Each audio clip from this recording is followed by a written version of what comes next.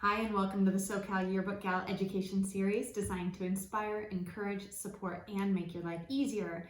For the next few weeks, I'll be sharing presentations from the 21 Jumpstart Virtual Journalism Festival. And this is the 6th in a 9-part series that features some of the best and brightest minds in scholastic journalism. This week, I'd like to share a video featuring Gary Lundgren. Gary Lundgren is the Associate Director for the National Scholastic Press Association, and his presentation is called Book Looks. And it's all about the trends in yearbooks and what judges are looking for in the pacemaker competition. I love this one because it shows examples of incredible yearbooks, and Gary does a really great job of highlighting why they're incredible and what elements in those books make them pop and make them catch the eye of the judges. I hope this video gives you some inspiration for your 2021 book. We are really excited to have Gary here. He is a former publications advisor and recipient of pretty much every award you could win in scholastic journalism. So we couldn't think of just a better person to present our next session. So Gary, take it away. Awesome. Thank you, Amanda. It's great to be here today. Today, we're going to look at what's trending in 2021 yearbooks. And in my job at the National Scholastic Press Association, it really kind of gives me a cool front row seat on everything that's happening in scholastic journalism. And through the doors at NSPA, about 800 of the nation's best yearbooks pass through our offices every year for critiquing and judging. And so it's fun to really look and study what you all are doing out there with your yearbooks. And a fun part of my job also is to facilitate the pacemaker competition and listen to the judging process. Kind of what I want to do today is just share some things that I think are going to be really trending in 2021. And some of these things, a lot of you are doing today, and they're going to continue to be popular. In fact, some of you may see some of your books in here. So fasten your seatbelts. I think we have to go pretty fast.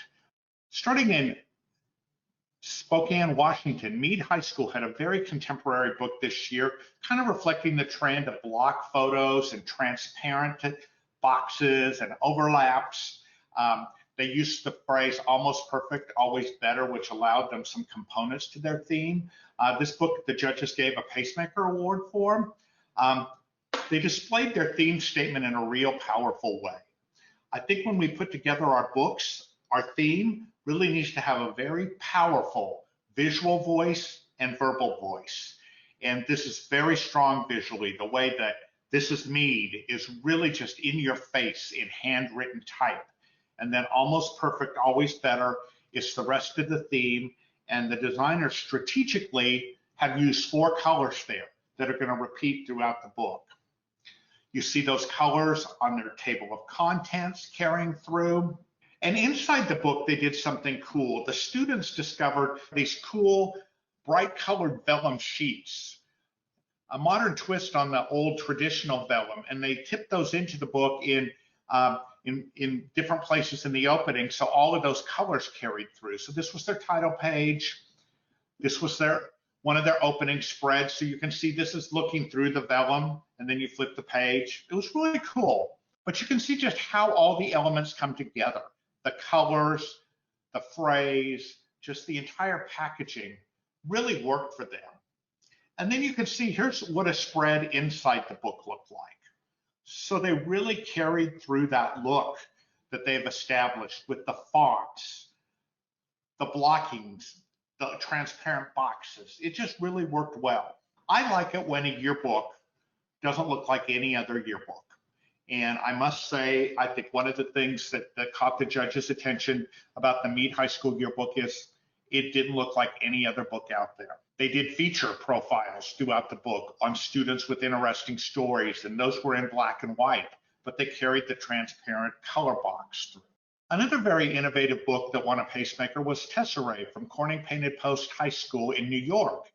And they just did a wonderful job with their theme development and just how they structured the entire book. They used the theme, Here We Do. And there are just so many cool elements that they have introduced on the cover that will repeat inside the book. Everything including their fonts, the colors, the cutout photos, the lines, it just really all comes together. And you know, a good cover really kind of previews those elements to the reader. and then they carry through the book. The in sheet, all those elements are there. Now it's predominantly red, but they did some very cool things here. On the right, you'll note on the in sheet, they've divided the book into 3 sections. So they used what we would call umbrella coverage. So they took the content of the book and they arranged it in 3 different sections. In this case, all playing off the concept of here. So one section is inside, one is on campus, and one is out there. And they listed what is in those 3 sections. But also on the left, just as a reader service, they listed all the traditional content areas like sports, student life, academics, and they told us where all of those topics were. Any good publication needs to navigate the reader through the publication. And so it was really cool that they did some umbrella coverage, but it's also cool that they told us where to find things. I want us to look at their opening. I think an opening really needs to be powerful. It needs to tell a very compelling visual and verbal story. And something we're seeing now is the presentation of theme copy. Our theme copy, to introduce the theme, has to be very visual and verbal.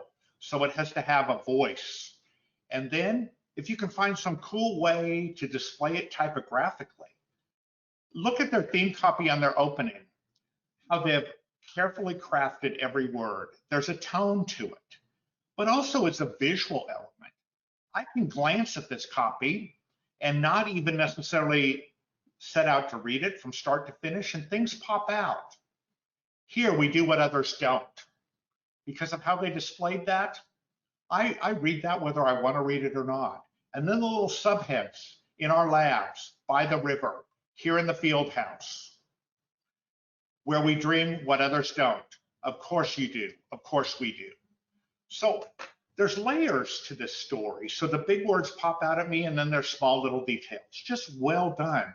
So you need to ask yourself, how are we going to tell our theme story, both in words, and how are we going to display those words visually?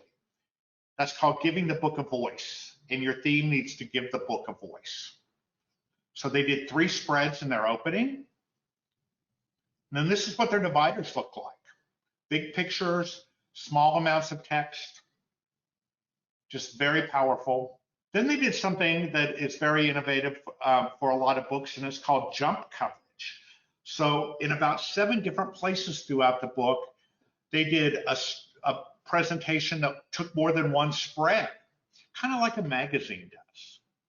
So here was the first spread of this jump coverage package. I like how they've displayed the text.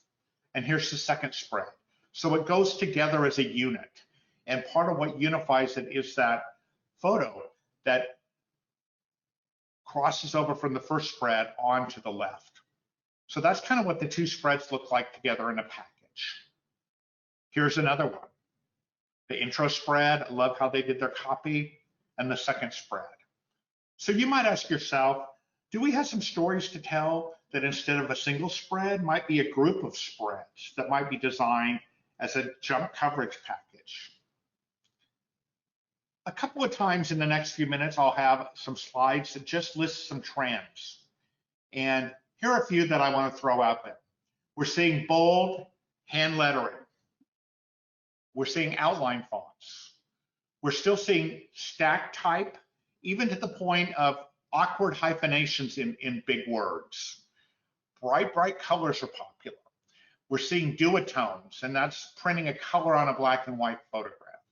We're seeing still transparency, where we might have a color block, and you can see through that color into a photo. Color blocking and framing is very popular. We mentioned the importance of a dynamic theme copy, both verbally and visually. We talked about umbrella content arrangement. Those are all some of the things we're seeing, and we'll have a few more trends as we go. Let's look at another book. This is a book from Texas that really was very on trend in terms of its design, and I think it's just loaded with student appeal. Here's an example of stacked lettering. Look at their color palette. Very contemporary. Look at the graphic elements they've used here. the dots, the outlines, and the little shape on the bar that's on the word what's. Just very, very creative from Bridgeland High School. Look at their opening. I think the opening should be a wow, and this is definitely a wow. We have a huge photo in the background. Remember a second ago I talked about making your copy have a voice, but also to display it visually, and they did just that. And they have pop-out words, and then the words that pop out the most are what's next, which is their theme. And they did something else very well. Many, many yearbooks try to put text on a photo and it fails.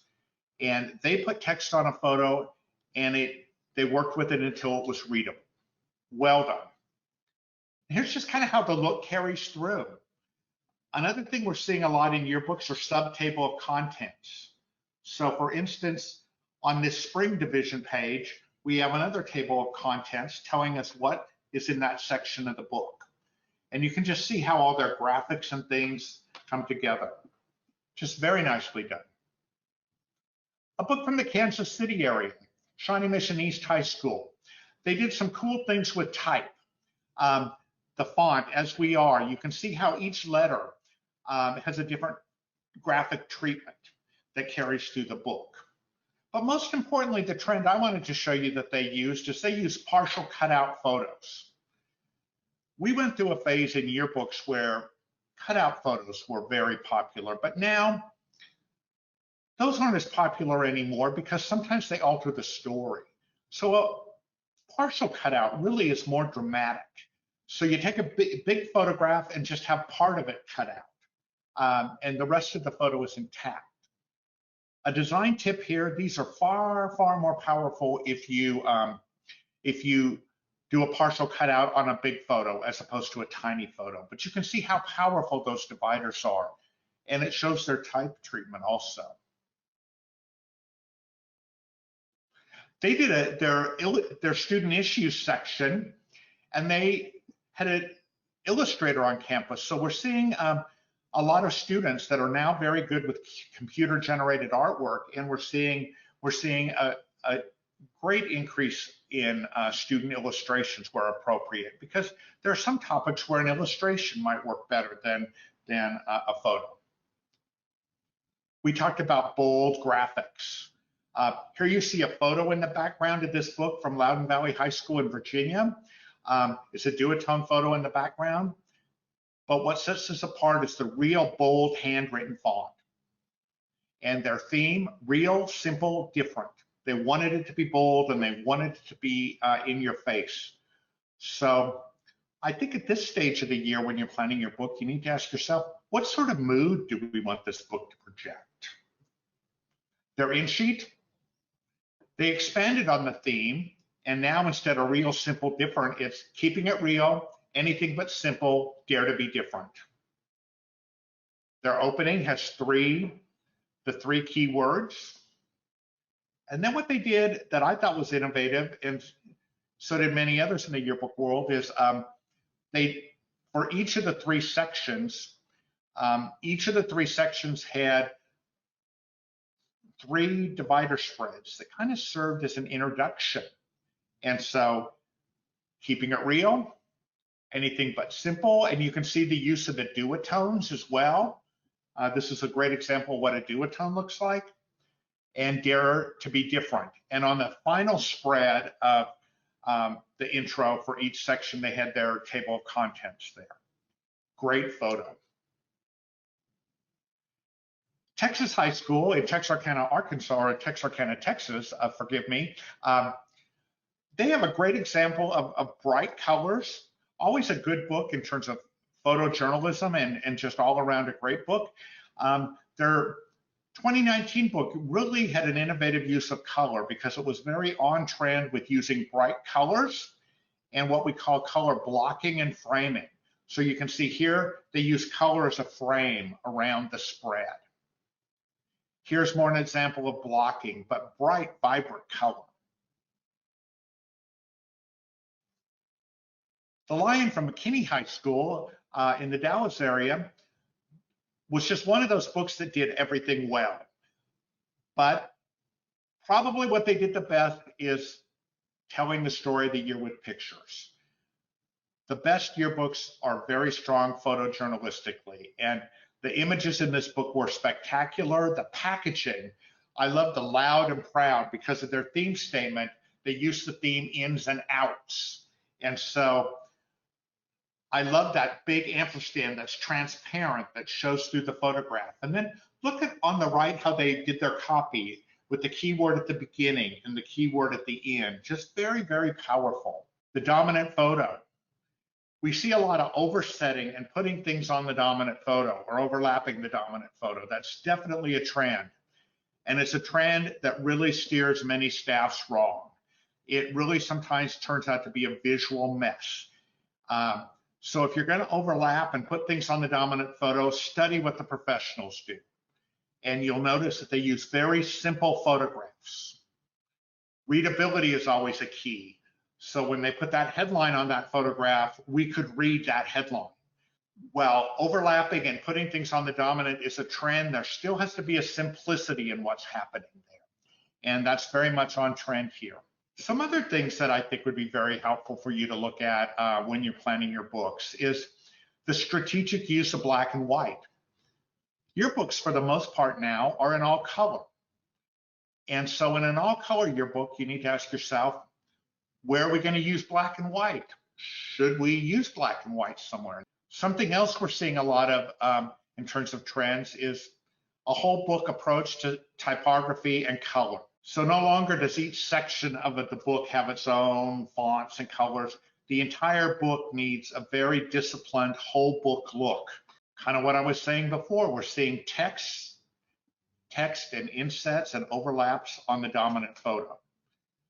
But that can go wrong pretty quickly. So be very careful with that because when it works, it's powerful, but you need just the right photograph for that to work. Partial cutouts are very popular now, but those work best with big images, not with little images. We talked about jump coverage, doing a design and a coverage package that includes more than one spread, 2 spreads, 3 spreads. Magazines will even do maybe up to 4 spreads. So we still see 2 things that are very important. The use of modular design to get a lot of good coverage into the book and unique story forms for telling the story of the year. A completely different look here, very classic, from Vista Ridge High School in the Austin area. This was a Pacemaker winner, and this book really was a wow book. How it was packaged with typography, how they told their stories, and since feeling was one of the main words of their theme presentation, there was actually a feeling to the cover and then a very satiny finish to the in sheet, so there was a verbal visual connection.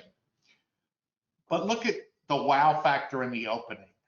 Powerful photographs. They would use just one on a page.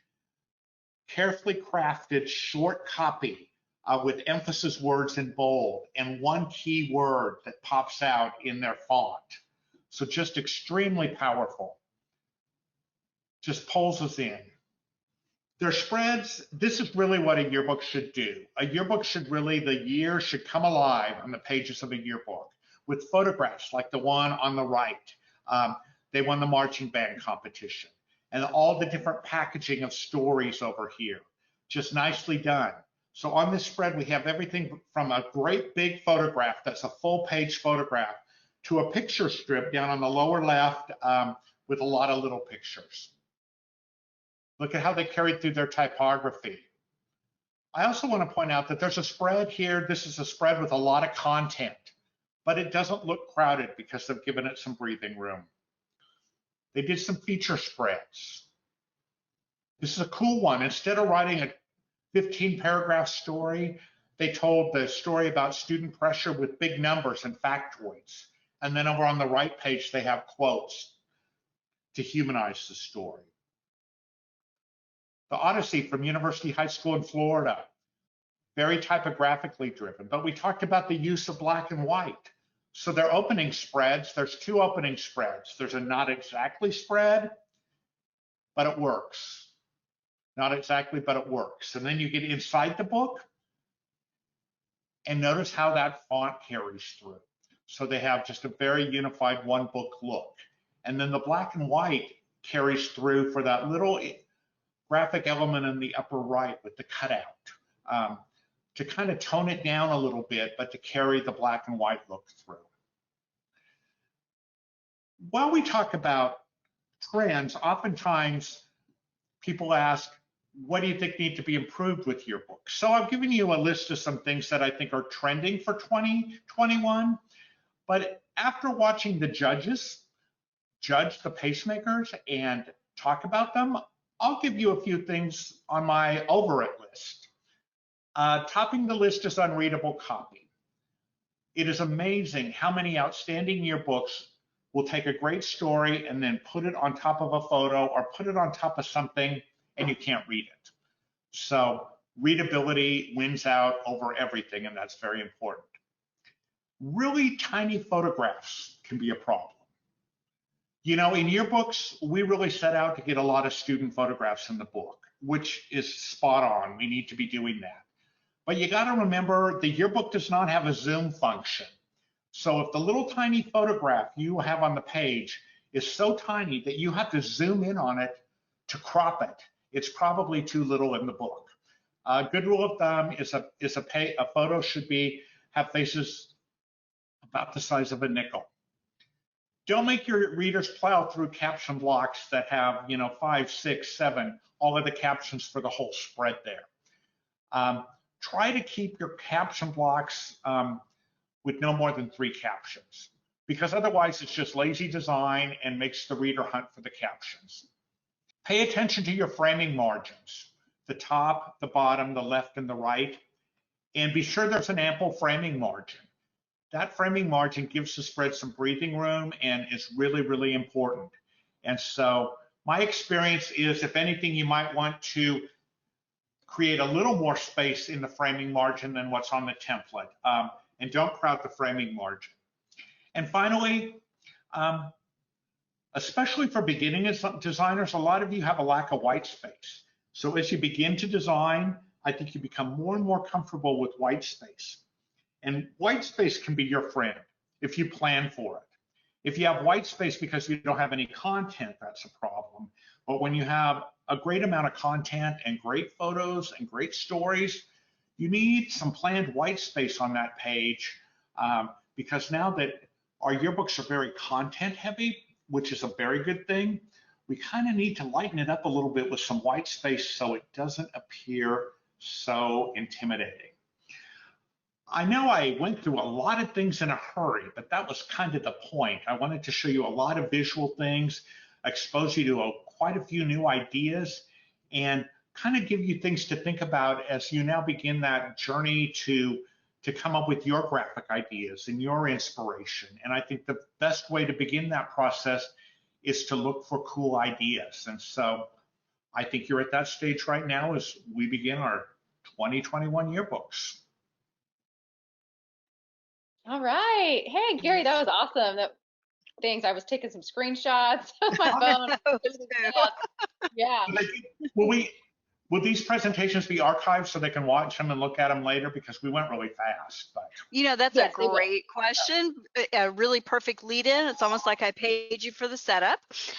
Yes, these sessions will have all been recorded, and they'll be available as like evergreen opportunities to reach back out. And we really appreciate you bringing so much breadth and width to this topic, because it's great to see award-winning books from all over. And they're award-winning because of that effort they put into it. And I know that there's a lot of advisors out there that would love to get involved in organizations and have their books judged, and they just don't. What's one recommendation you would have for someone that's never tried to even enter their book, but they're doing a great job? I would say definitely enter the book. You have nothing to lose. And I would say that, advisors that advise award-winning yearbooks, it's a process.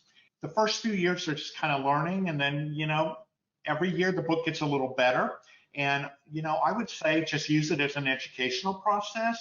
I've learned over the years you can never really predict how awards are going to turn out, and I think if you talk to advisors who have advised 20 or 30 award-winning yearbooks, they will tell you the books they thought were going to win for sure didn't, and the books that they didn't think were going to win did. So there's no, there's no predicting it, but you're not going to win if you don't play the game. So I think keep it in perspective, but use it as a learning tool. And then when your staff gets some recognition, whether it's on the national level or the local level or the state level, that's such a powerful such a powerful tool for recognition within your school. I think that's really important as well. So yeah.